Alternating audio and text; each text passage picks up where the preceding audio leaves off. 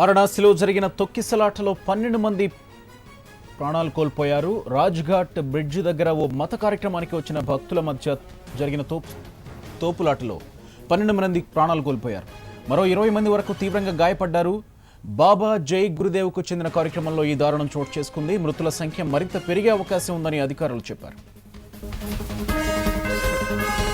Right, ఈ ఘటనకు సంబంధించిన మరింత సమాచారం మా ప్రతినిధి మదార్ అందిస్తారు. మదార్, చెప్పండి, ఈ ఘటన ఎప్పుడు జరిగింది? అసలు ఘటన జరగడానికి కారణం ఏంటి?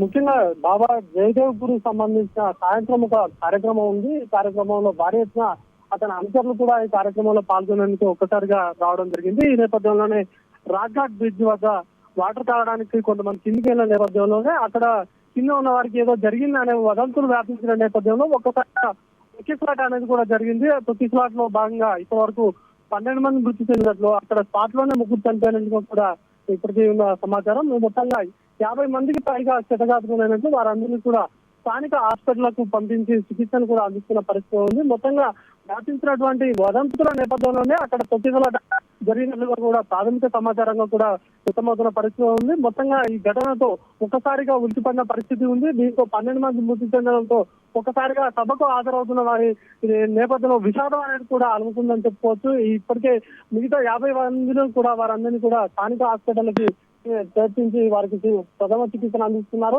దానిలో భాగంగా 22 మంది కూడా తీవ్రంగా గాయాల పాలైనట్లుగా కూడా తెలుస్తోంది. మొత్తంగా మృతుల సంఖ్య మరికొంత పెరిగే అవకాశం కూడా ఉంది. మొత్తంగా ఈ ఘటన జరిగిన తెలుసుకున్న నేపథ్యంలో వెంబడే అక్కడ ఉన్న అటువంటి అధికారులు అలాగే స్థానికులు కూడా ఘటనా స్థలికి చేరుకొని సహాయ కార్యక్రమంలో పాల్పంచుకుంటున్న పరిస్థితి ఉంది. వాళ్ళందరినీ లాల్ బహదూర్ శాస్త్రికి సంబంధించిన హాస్పిటల్ కూడా తరలించి వారందరికీ శస్త్రచికిత్సను అందిస్తున్నారు.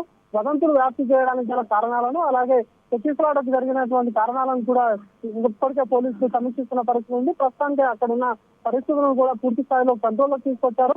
మొత్తంగా క్షతగాత్రులను మాత్రం హాస్పిటల్ తీసుకొచ్చి ప్రథమ చికిత్సను అందిస్తున్న పరిస్థితి ఉందని చెప్పుకోవచ్చు. Gopi, right, thank you mother.